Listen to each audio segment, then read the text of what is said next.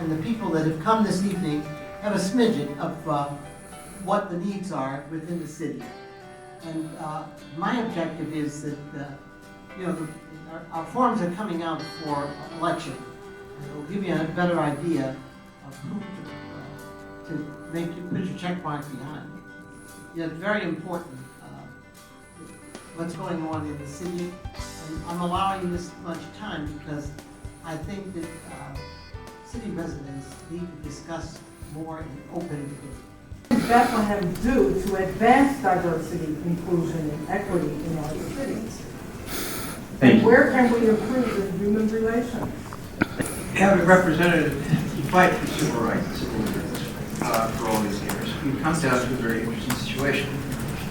Do our DEI policies actually serve furthering our goals, the dream of Martin Luther King, that our children are evaluated by their character?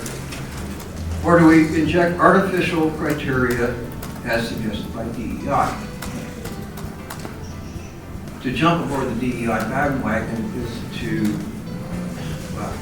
from where I sit, an artificial criteria.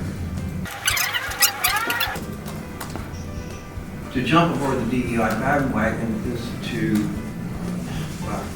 from where I sit, an artificial criteria. By imposing DEI, we actually promote mediocrity.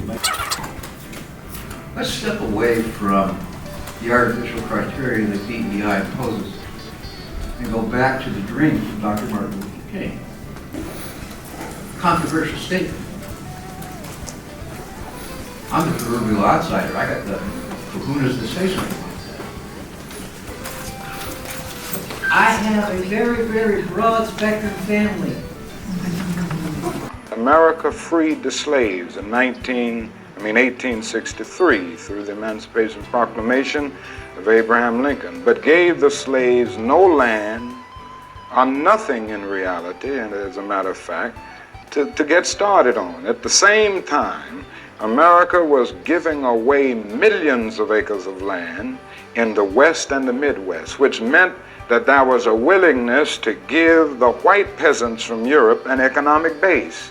And yet it refused to give its black peasants from Africa, who came here involuntarily in chains and had worked free for 244 years, any kind of economic base. And so emancipation for the Negro was really freedom to hunger. It was freedom to the winds and rains of heaven. It was freedom without food to eat or land to cultivate, and therefore it was freedom and famine at the same time.